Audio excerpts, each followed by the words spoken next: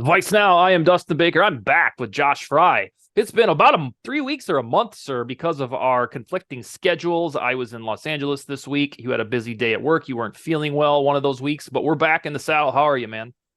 I'm doing good. It'd be a little bit better if the Vikings were 6-1 instead of 5-2. But hey, we live and we learn, and hopefully we bounce back this week. But I'm excited to talk about this team.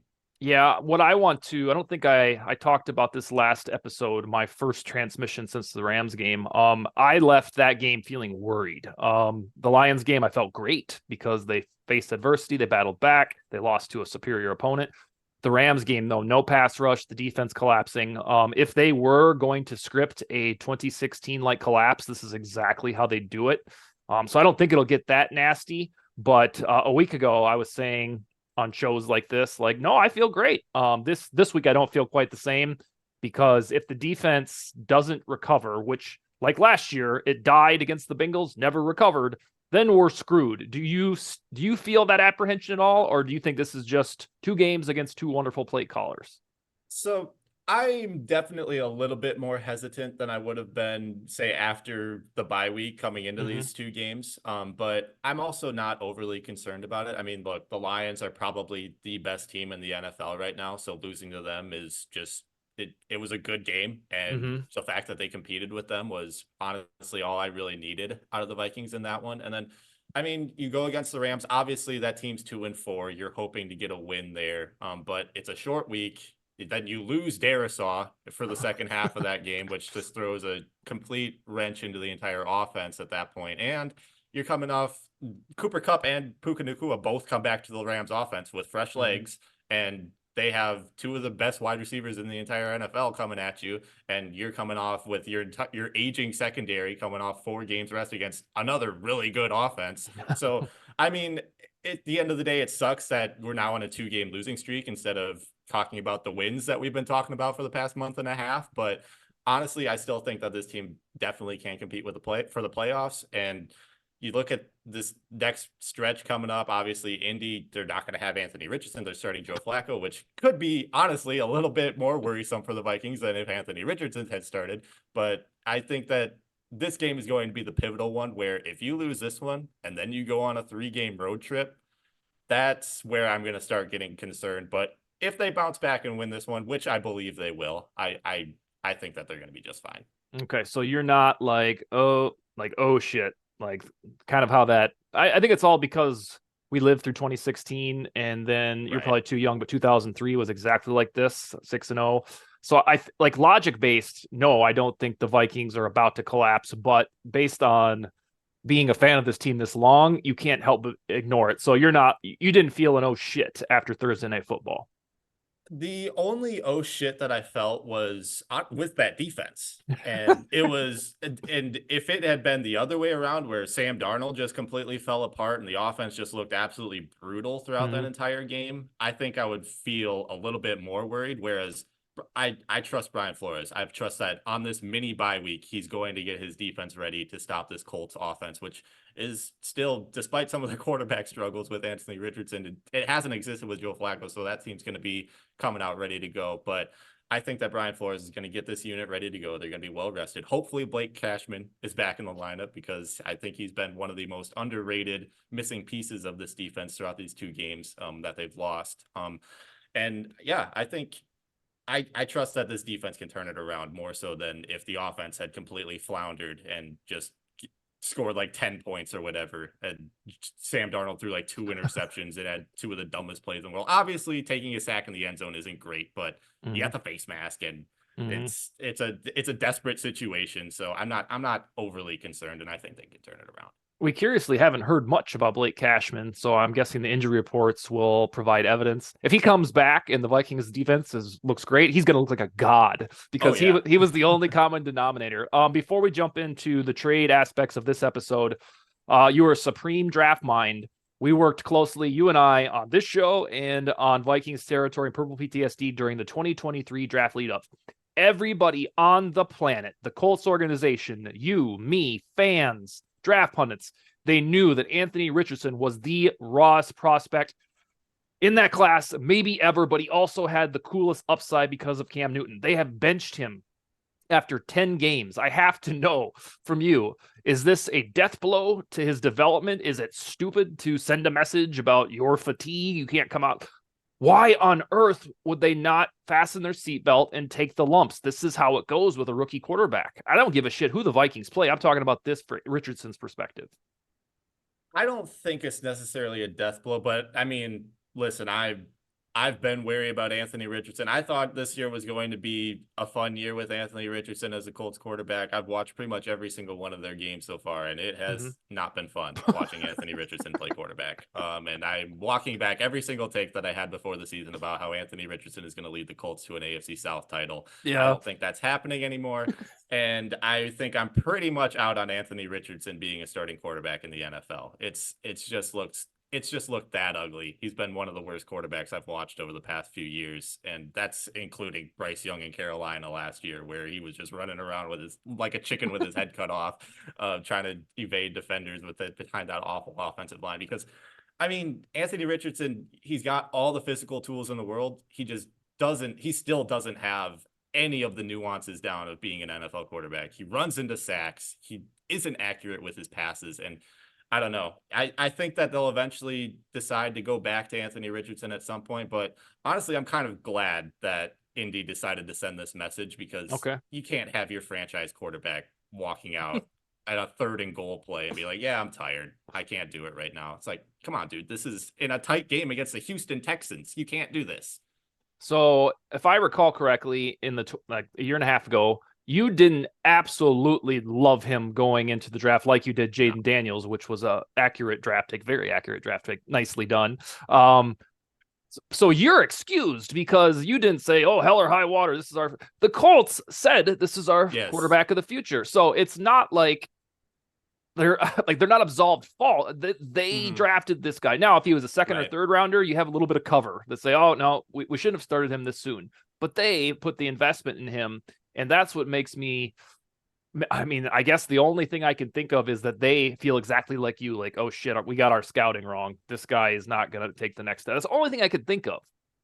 Yeah, and I mean, I don't necessarily know if they're at that point, but I do think that when you've got your franchise guy who clearly is not completely bought into winning football games at this point, you Mm-hmm. have to go to Joe Flacco. You have to go to a veteran guy who knows what it takes, who has won a Super Bowl, who can help this off and has already helped this offense win games when Anthony Richardson was out with that injury. So I think that this is a smart move by Indianapolis. Maybe they stick with Flacco for the rest of the year and then they reevaluate in the offseason. What can we do better with Richardson? How can we play to his strengths a little bit better? But I just don't think that they had any other options at this point, seeing what we've seen out of Anthony Richardson as a starting quarterback to this point. I sometimes, maybe not Richardson, but with Bryce Young, if the Vikings hypothetically didn't have JJ McCarthy waiting, I salivate over what Kevin O'Connell could do with either guy. It's Yeah. a moot point now. To any of those, I think there are some that were like, oh, damn it, now the Vikings have to face Flacco. Let me tell you this: if you're worried about the Vikings facing Joe Flacco, then the Vikings are not good. Like they're Yeah. not going that far anyway. We Right. should. I wish we could turn back the clock a month when it wouldn't have mattered one iota who it was. That's how good the defense was. So we'll see if they're back. All right, we promised trades in the headline of this episode. You talked about Darisaw and his torn ACL, MCL. Of course, that would happen. So the Vikings said we are not content with David Quesenberry. No, we're not going to kick Blake Brandel over to left tackle. We're going to send a conditional 5th rounder to the Jaguars for Cam Robinson. I would say most of the fan base was like, oh, pretty sweet. They're in it to win it. This guy is a sound replacement for Darisaw. He's kind of like Riley Reef in terms of how good is this guy.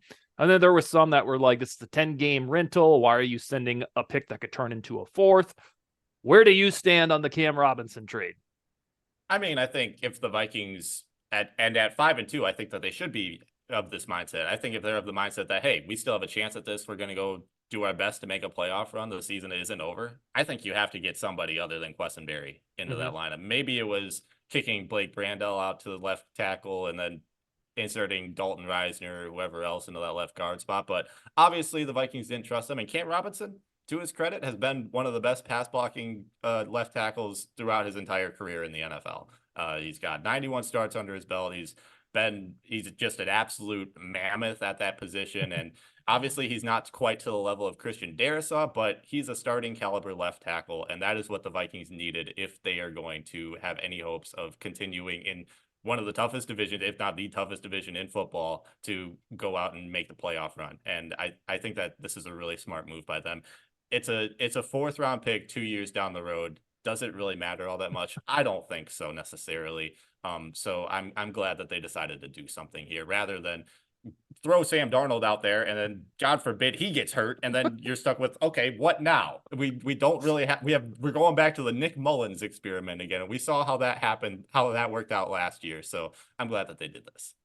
For Vikings fans that are new to the Cam Robinson experience, if you pull up his skill set or his PFF scorecard, he's a lot like Dalton Reisner, where the pass protection is supreme, pretty darn good. Not as good as Darrisaw, but who is? And the run blocking is mid or not good. So that is the trade-off here. You kind of have a Reisnerian left tackle now. I would agree with every single rental argument against Robinson if they were 2-5 instead of 5-2. But at 5-2, and an NFC that the only team you have to surmount, in my opinion, would be the Lions. The 49ers have some warts and injuries. The Cowboys are awful. The Eagles are quietly getting good. I don't know if they're trustworthy. The Vikings, I know, can beat the Falcons. So if the Vikings can return to September form, they can tunnel deep into the postseason, and I'm pretty damn sure that's what the brass, the general manager and the head coach believe. And to your point, there's also this notion, a conditional fifth rounder that can morph into a fourth in the 2026 NFL draft. I'm pretty sure the Vikings get a comp pick if Cam Robinson walks next year. The Vikings curiously have a lot of free agents, like half the team is scheduled to hit free agency, so he'd factor in that equation.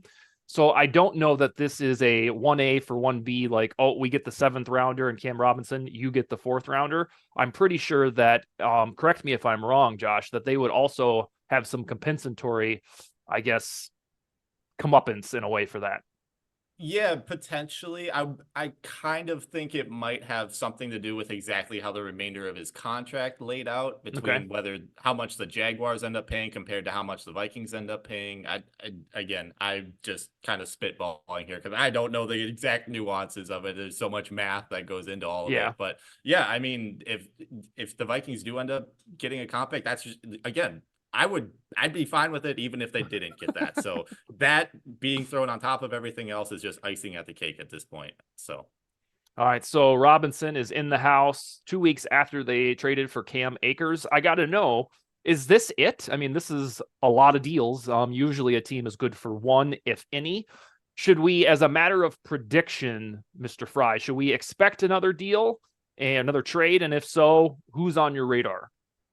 it might end up coming down to exactly how much the Vikings end up paying because Robinson came into the year with a base salary of like $16.25 million to his name. Obviously the Jaguars have already paid a portion of that because the season is well underway at this point, but how much do the Vikings end up paying for the rest of the year when they've got like $9.4 million in cap space without without putting the Cam Robinson trade into consideration there. So I think that's going to be a big factor in whether or not there's another deal down the road. But I think there are a number of possibilities out there, and I think the secondary, as particularly, is an area where the Vikings would consider.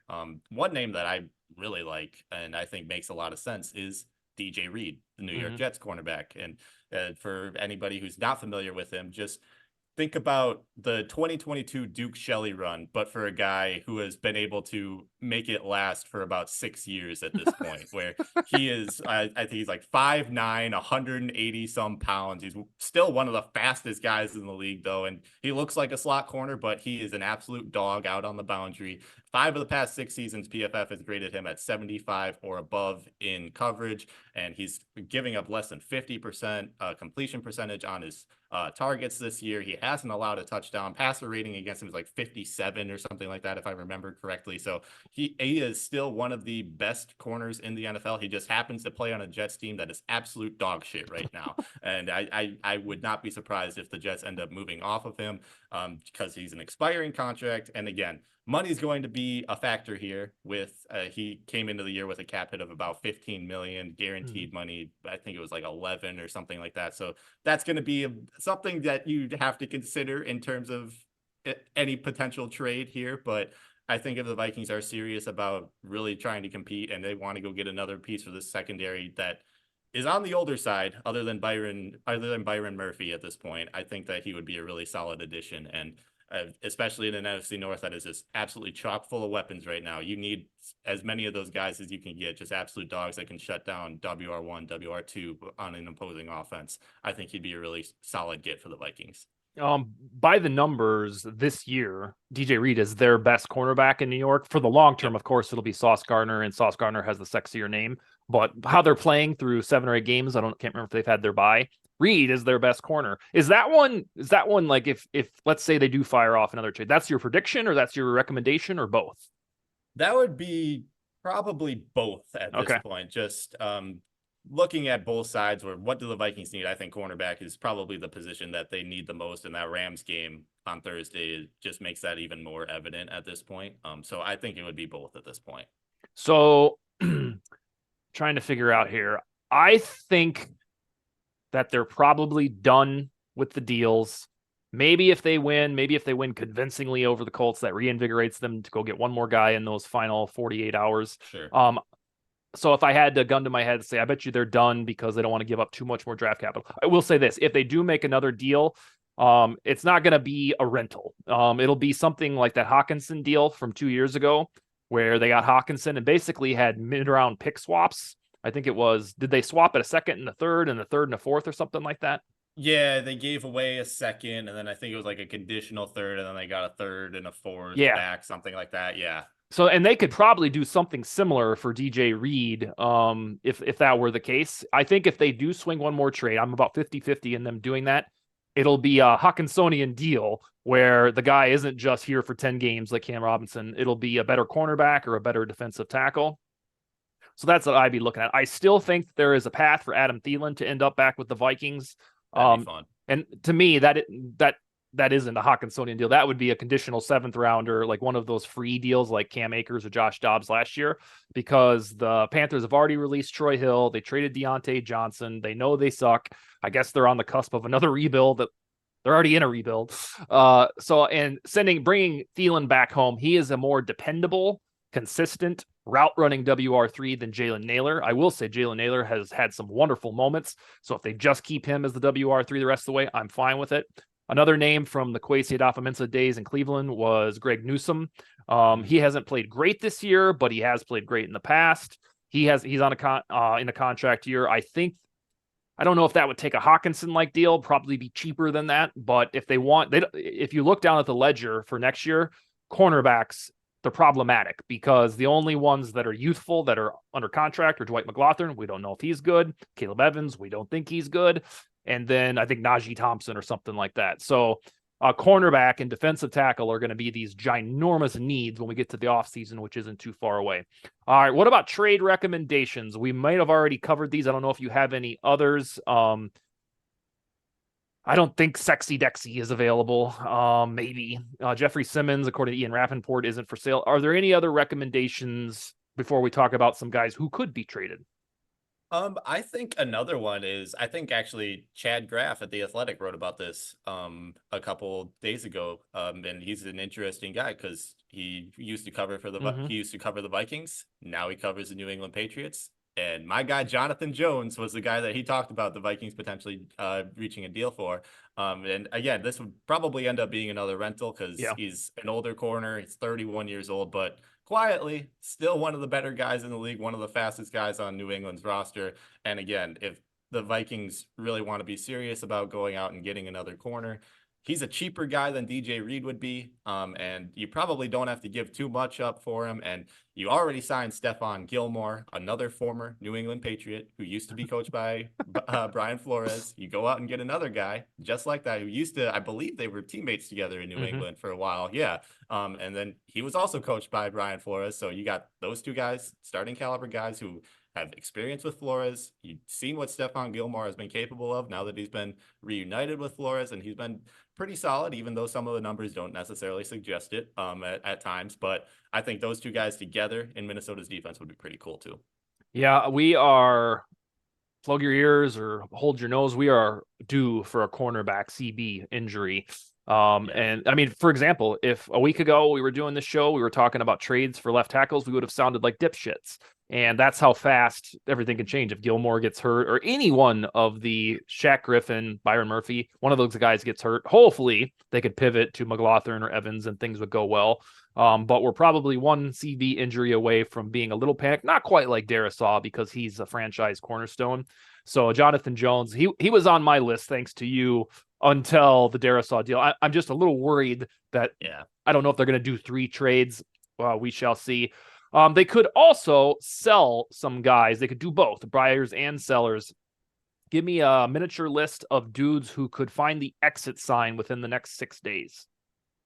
So first of all, I think Patrick Jones is just continuously begging to be for me to tell him to hit the roads here, because I thought he was going to get cut before the season after they brought in all these other guys at edge, and now after his resurgence, he had like 5 sacks in the first 4 games, 6 tackles for loss. Over the past 3 games, he hasn't recorded a single pressure.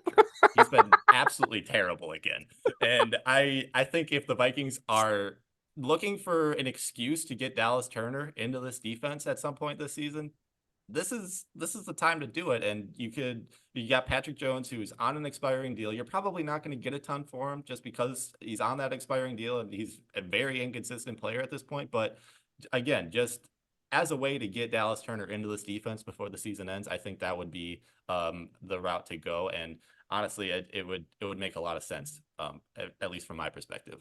Josh Uche, is that how you pronounce it? He went to Yeah. the Chiefs, and was that for a 6th rounder?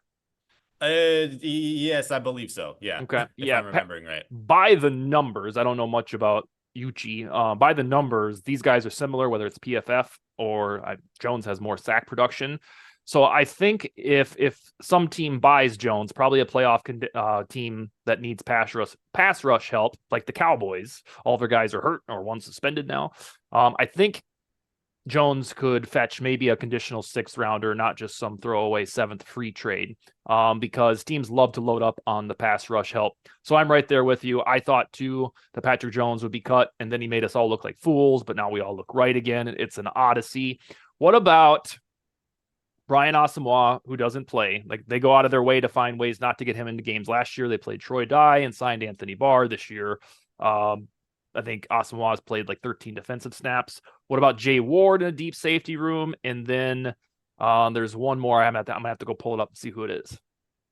I think Brian Asamoah could be on the list of trades. It's just, what are you going to get for a guy who, other than like a conditional 7th round pick, for a guy that has really never played consistent defensive snaps for this Vikings team? Obviously, he was good down the stretch during his rookie year, but since then, we haven't seen much out of him other than special teams. And I honestly think they're going to stick with Jay Ward, just Okay. because, one, he consistently is at the top of the list in terms of special team snaps, Yeah. and those guys are pretty important. And in a deep safety room, it's a deep safety room for now, but next offseason, if Harrison Smith retires, you got Cameron Bynum on an expiring deal. Another guy who, if the Vikings lose on Sunday, I think could be on the trade list, which would be it's an interesting idea, I think. But I think they stick with Jay Ward just because of those 2 things. Yeah. Theo Jackson. The only reason I would have him in a outgoing trade list is because Theo Jackson seems to be one of Sure. their favorites, and you just have too many safeties right now. But to your point, it'll be Josh Metellus and the gang by February if Harrison Smith finally retires. We don't want him to, or Cam Bynum says, you know what, I'm going to go elsewhere. The other one was a Caleb Evans that I had on my list because Okay. he's buried. I don't know what to think of him right now. Every time he's on the field, it's for a special teams gaff, and you're like, really? So I don't know if he would fetch much, but Cameron Bynum is fascinating. That if they do lose to 5-3, what would they get for him? I mean, it's tough because he's an expiring deal, but he's still one of the better safeties in the league, I think, Mm-hmm. at this point. And like, I don't know if the Vikings are even going to be in the market to sign another safety to a bigger contract this offseason, when they've got all these other needs between potentially offensive line and definitely defensive tackle, potentially somewhere in the secondary again. I don't know if they're going to even I don't know if they even can consider that. I wonder if they just throw in Theo Jackson or Jay Ward and call it good, because we've definitely seen Theo Jackson play well in the past, and he's going to be a lot cheaper than Cam Bynum at this point. That's for sure. So I wonder if maybe it's like a fifth rounder, something like that. Maybe a conditional fourth if somebody gets really desperate and has an injury this weekend or something. But I think it'd probably be somewhere in the middle rounds. Okay. So against the Colts, I was wrong last week. I thought the Vikings were going to make a statement and win. They did the opposite. Not really the opposite. I guess they didn't get crushed. I believe the Vikings will win about 30-17. And if I had to predict now, I'd say probably end up with a 11-6 record based on the current vibe. Hopefully 12-5 optimistically. What do you got for a score prediction and end of season record after taking your pulse after 2 shitty losses? So Colts game, I think Vikings definitely win this one. I think that, like I said, Brian Flores is going to have this defense ready to go. I wouldn't be surprised if there's like 4 or 5 sacks on the table after that dreadful performance from the pass rush on Thursday night. Even though this Colts offensive line has quietly been absolutely fantastic. Yeah, it's the season. best. It's the best in the NFL per PFF. Yeah, exactly. Go figure. Yeah, right. But I do think that the Vikings win. I'm gonna go 31-21 Vikings this weekend. Okay. And then if your crystal ball says on January 15th, what's their record? I think I'm leaning towards probably 11-6 as well. It's probably either 10-7 or 11-6 at this point, and a wild card spot. It's hilarious that that's disappointing. I know, right? Yep. Yeah, we would have taken that in a heartbeat on like middle of August. Oh, absolutely. Yeah, to get this pass rush going, I have a grand plan. You drafted Dallas Turner, stop giving Patrick Jones snaps. You had no pass rush against the Rams. We looked around and we're like, oh my God, Dallas Turner only had 4 snaps. Merge these worlds. You can fix it, fellas. All right, Josh, we'll be back next. Oh, no, we won't, because you'll be the day after the election and you'll be sleeping because you'll be up all night. We will talk to you, sure sir. Hope I'll be sleeping. We'll talk to you probably a week from Friday. We'll do a collaboration episode with you and Sal Spice, okay? That works great. See you then, man. All right, man. Take it easy.